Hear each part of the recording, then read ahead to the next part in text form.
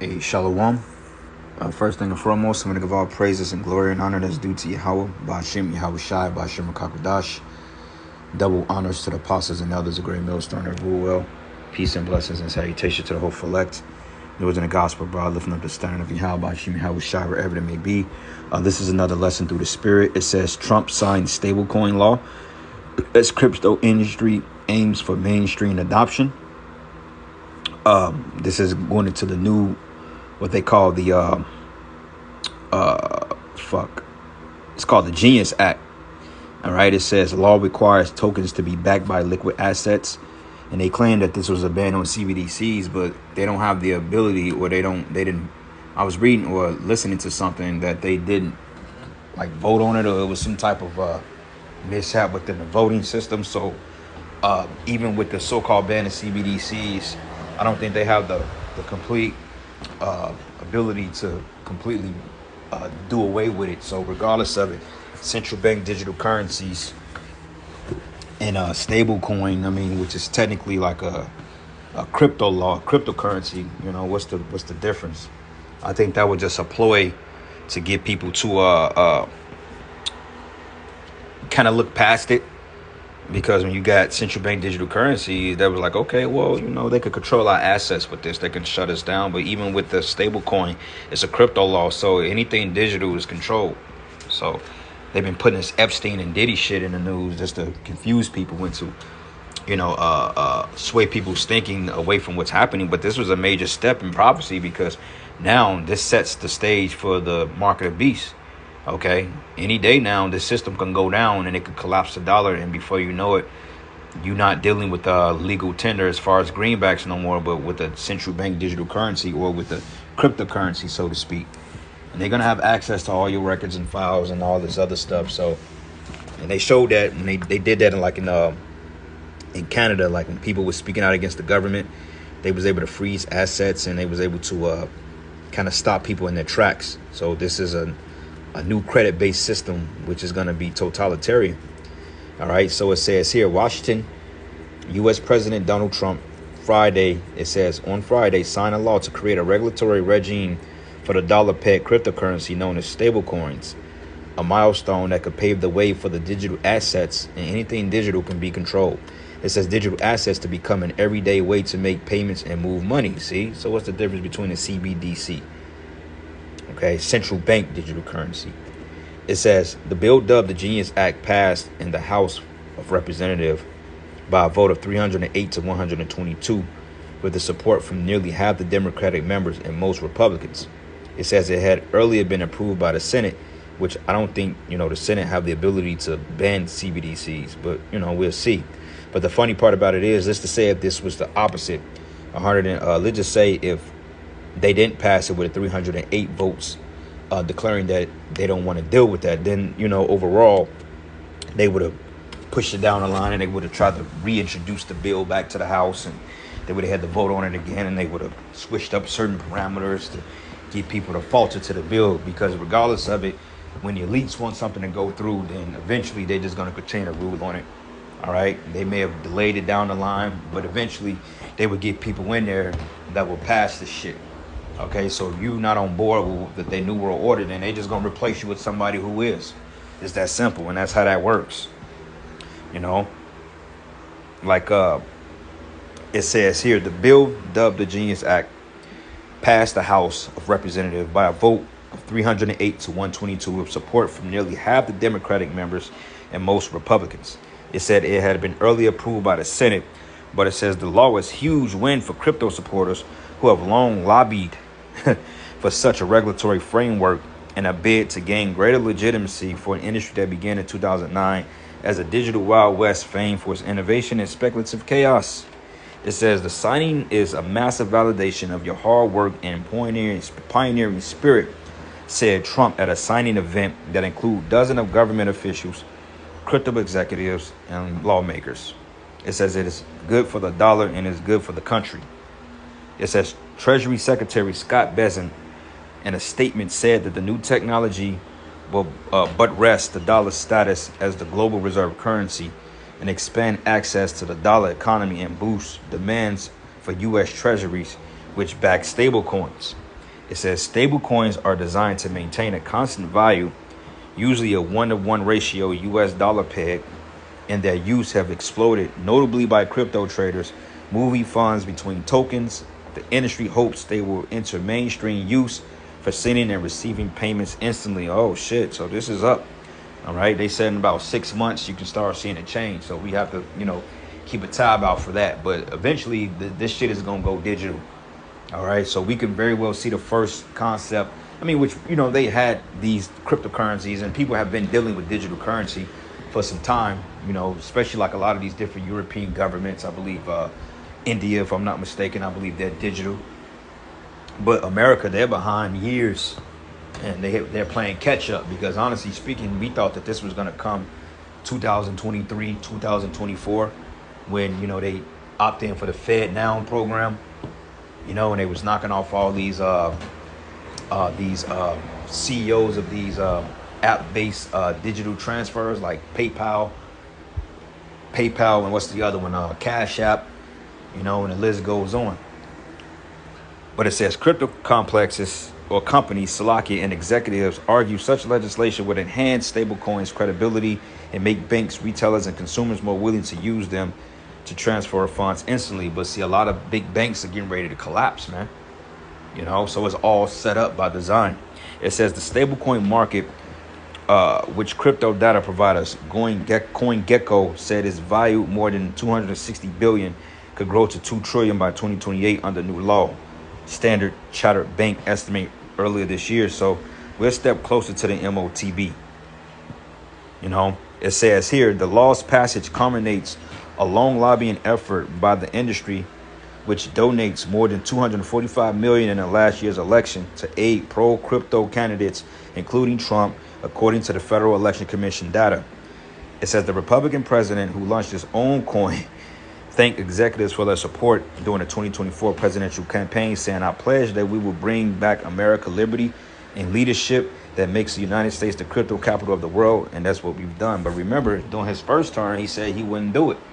Now he's redacting. He's switching up on you people, man. And the scriptures say, meddle not with them that's given to change. And Trump has changed up on you. Okay, they said in 5 months, he undid every promise he made to you Babylonians, man.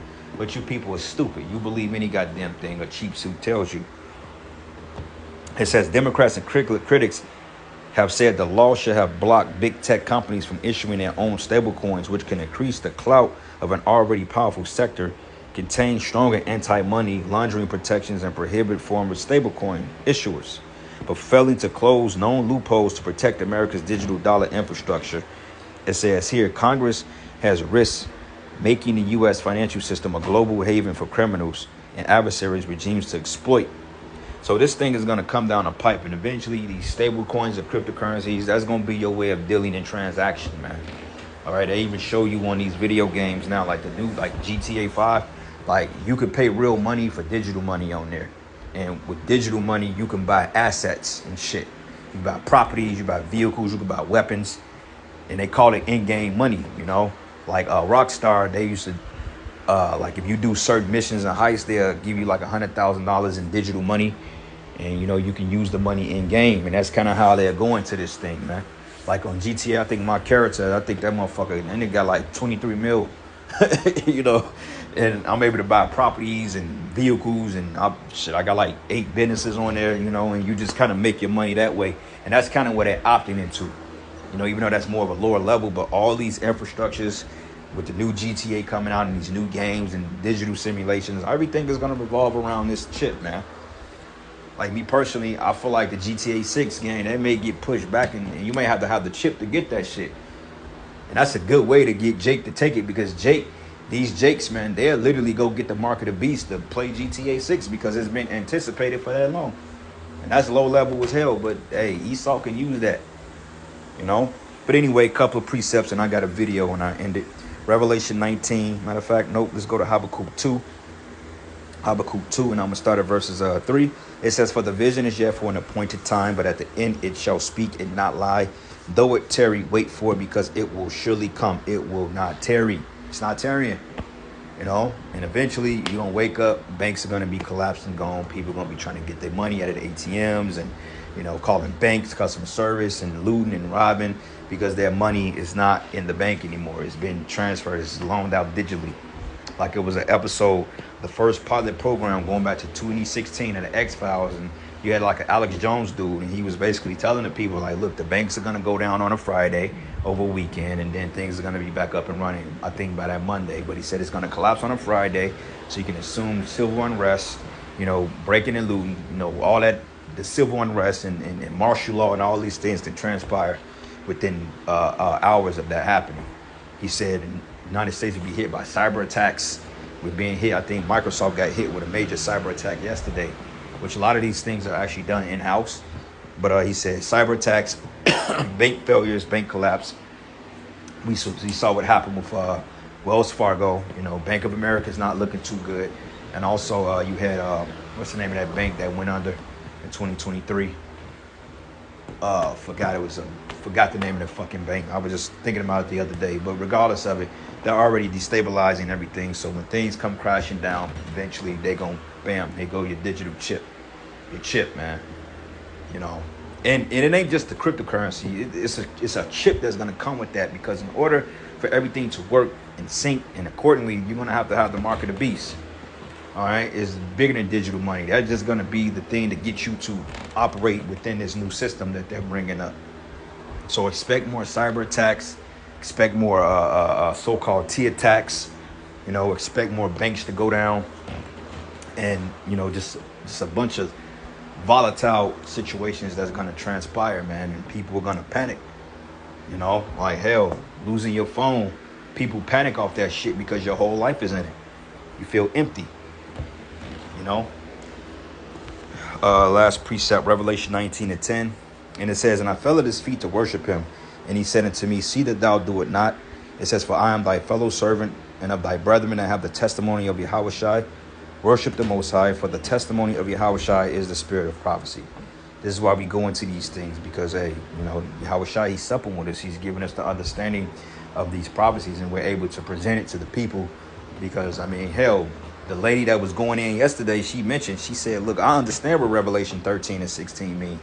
And she know, and she basically a whistleblower. She basically came out and said it. She said, look, I understand Revelation 13 and 16. So she even see that this is going in that direction. But you got Israelites out there that's not, they're detaching the fact. Okay, they're taking away from the scriptures, and they're saying, well, what we seeing happen in the world has nothing to do with Revelation 13. And then the majority of the camps, they're just silent on it. It's like a wait and see approach.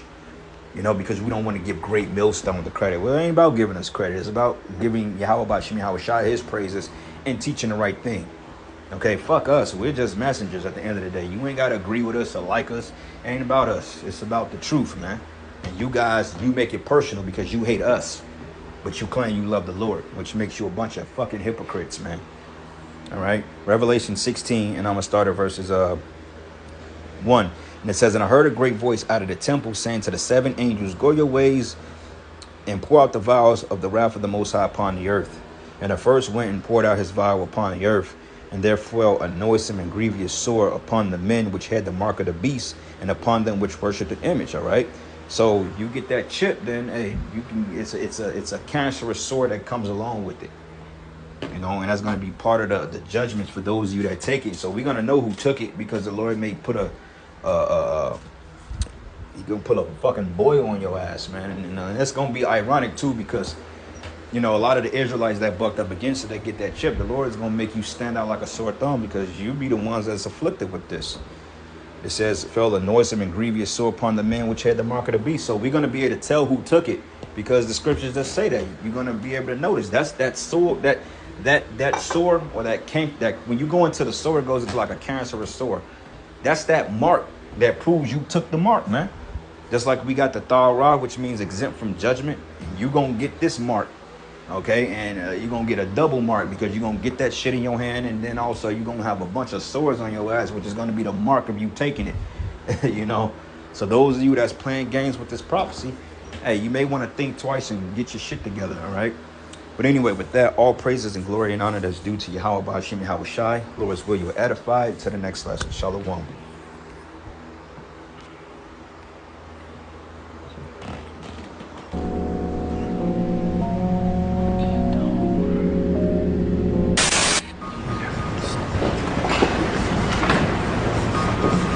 This is not an auto pen, by the way. With today's signing, we're pushing even further into the exciting new frontier. Just as I promised last year, the Genius Act creates a clear and simple regulatory framework to establish and unleash the immense promise of dollar-backed stable coins. This could be perhaps the greatest revolution in financial technology since the birth of the internet itself. Let me say the entire crypto community, for years, you were mocked and dismissed and counted out. You were counted out as little as a year and a half ago. But this signing is a massive validation. And even before this signing, over the last year and a half, I think your stuff has gone up more than any stock, or just about more. A couple of stocks that were pretty good, I will say. But you have certainly, as an industry, gone up more than anybody. Nobody's gained the respect in such a short period of time. But this signing is a massive validation of your hard work and your pioneering spirit and your ability to never give up. You've made our dollar look really good and strong and powerful. It's good for the dollar and it's good for the country. And that's why I backed you at an early stage. And I also did it for the votes, because you did come out and vote, I will tell you. Yeah, we worked hard. It's a very important act, the Genius Act. They named it after me, and I want to thank you. I want to thank you. This is a hell of an act. Could the Genius Act be the roadmap to a cashless society? On July 18th, 2025, President Trump signed the Genius Act into law, and it can be a big step on how we use money. The Genius Act is the first major U.S. law to regulate stablecoins, which are digital dollars tied to real dollars. Licensed banks and trusted companies can create them now, and they have to follow strict rules like keep real money in reserves, do monthly reports, get audited regularly, and protect users if something goes wrong. This law makes digital money feel more official, more trusted, and that opens the door for more people to use it instead of cash. It doesn't ban paper money, but it definitely helps push the U.S. closer to a cashless economy.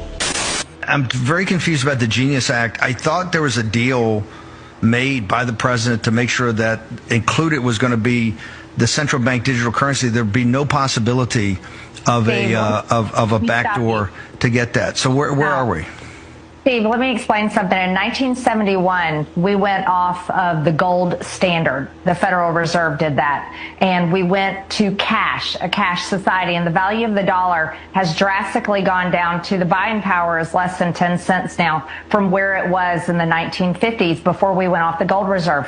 What's happening today on July 17th in 2025, when no one is paying attention, no one's talking about it, everyone is in blind rage about the Epstein files, and I don't blame them. However, right now, what is being voted on today in Congress is the entire setup, groundwork, and entire infrastructure being laid to move from cash to digital currency. And the number one thing that is not happening today is a ban on a central bank digital currency. This means the ability for the government to take control of your digital bank account where all your money is and turn it off. And this is why I'm so upset and it's not being talked about. Steve, I was the only no vote on the rule last night, and Congress set a record last night, and no one's talking about that either. This was the longest vote held open for a rule in history, and it finally shut down sometime around midnight because there was a deal made, and the deal will not be honored. It was a deal that Speaker Johnson made, and he said that he would put a ban on central bank digital currency in the NDAA. But let me tell you something, that's going to get stripped out in the Senate, because what they told us all week long is the Senate does not have the votes to pass a ban on a central bank digital currency. So I want to lay this out straight for you all. You never thought in your lifetime that the government would shut you down, would close your churches, would close your schools, would close your business.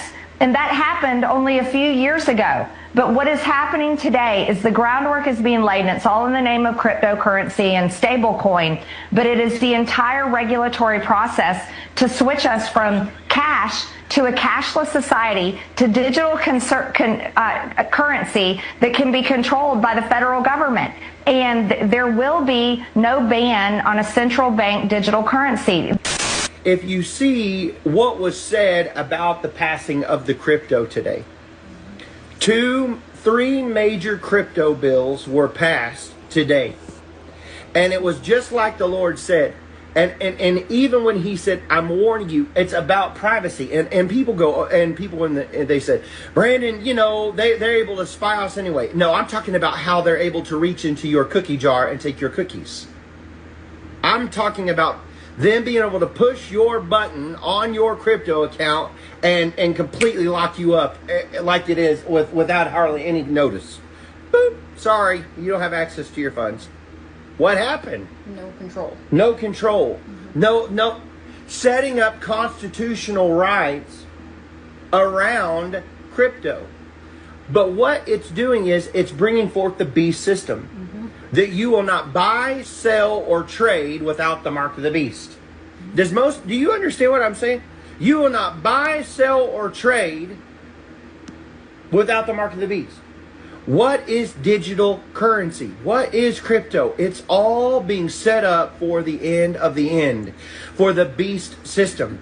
Revelations is unfolding right in front of your face, and many people do not see it. You're literally handing them your wealth, all of your wealth. And so here's like the big risk, which you laid out, right? Like this, if nothing else, the one risk that I care about is that this could easily switch into a surveillance state tool to control us. So if you look at what happened with like the Canadian truckers, remember they had their bank accounts shut off? Yep. And then look at China. China already has this. They already have a central bank digital currency, and they've linked it to like health data. They've linked it to the social credit score. So if you do something that they don't like, you can't access your wallet. And I've seen videos of people talking about this. Like, I haven't been able to buy groceries because of whatever reason. You said something bad about the government. And like this one girl, she was like, my uncle now and my brother, now their wallets are shut off because they gave me money for food because I needed to eat. So like, it's happening already in China. And I know that's an extreme example because their government is, well, we think it's so much different, but when you look at what happened during, are we that different? Like, right. Imagine this was in place during when the government was pushing these passports. All they would have to do is link the passport to your wallet, and you don't get the well, then you're not accessing your wallet. You can't shop at any of these stores. You can't, you know what I mean? Like, that would have been, they could have done that overnight, and then we'd all be screwed. It's like you either get the or you don't have your money. Okay, let's talk about the Genius Act. The Genius Act is the act that will implement the government's control of them being able to take complete control of any digital currency. So that means if you're a person getting a direct deposit, the government at any point can go into your account and just freeze it. So if you vote for that Genius Act, you have then given away your right to have cash in hand, and we will become a society of digital currency. Okay? And we halfway there. All it's going to take is for them to vote it in, and once it is voted in, I think the mark of the beast shall follow. I think the mark of the beast shall follow. I think the mark of the beast shall follow. Okay? Close your churches, we'll close your schools, we'll close your business. And that happened only a few years ago. But what is happening today is the groundwork is being laid, and it's all in the name of cryptocurrency and stablecoin, but it is the entire regulatory process to switch us from cash to a cashless society, to digital currency that can be controlled by the federal government. And there will be no ban on a central bank digital currency. There will be no way to protect your ability to fully control your digital currency in the future. And I'm voting no to this today. I don't know if there'll be any other no votes on the Republican side, but I'm voting no to this because I'm a Christian and I've read the Bible and I believe what Revelations 13, 16 through 17 says. And I just cannot vote for a future system that will do that. But it's okay, hang on. But I thought at one time you had a dozen or maybe 25. You had the House Freedom Caucus plus others that are saying, hey, we don't support any possibility of having a central bank digital currency. A lot of them are concerned about things in the Genius Act overall, but they're prepared to, say, we'll let that go forward. But they're adamant about the central bank digital currency. Where are all the other dozen, 20, 24 people that were with you? They remain concerned. Don't get me wrong. My colleagues remain. I'm not in the Freedom Caucus, so I'm going to lay that out right there. My colleagues remain concerned about a central bank digital currency. As a matter of fact, that was expressed as a concern by Republicans in every meeting that I was in. But yet there was no massive effort on a large scale to stop a central bank digital currency. It's just this. They were saying, we've got to deliver. The president wants this passed. We didn't even know about the Genius Act until Monday, but they're saying we have to have this passed. He wants a signing ceremony on Friday. He wants this done, and they're willing to push it forward without guaranteeing and passing on the front end. My demand is let's do this on the front end. Let's stop the central bank digital currency first. And then let's pass this stuff. But no one is willing to do that. They were willing to make deals that I don't believe will hold because we were told all week, Steve, by everyone that a ban on CBDC, central bank digital currency, will not pass in the Senate. There are not 60 votes for that. So by Johnson putting it in the NDAA and saying this is our effort to get it to pass, it doesn't mean that it's going to pass in the Senate. They're going to gut it out. We watched them do that with the BBB. They're going to do it with Clarity, the other Bitcoin, the market regulatory bill that will pass today. They do this all the time, and the House constantly gets jammed. And here's one thing that really makes me angry, Steve. This was a closed rule. Johnson did not allow us to make amendments to the Genius Act, to make an amendment to put a ban on CBDC in the Genius Act. We were told you don't have a right to amendments. You don't get to do your legislative process anymore. You just have to vote on it. And they forced it through, making what I think is a fake deal. And I wish the Freedom Caucus had held, but they didn't. They want to work and they want to pass the president's agenda, and I do too. But I'm not willing to go along with the pathway to a central bank digital currency in a cashless society where none of us can control our money. Because I don't trust the government, and no one else should trust the government.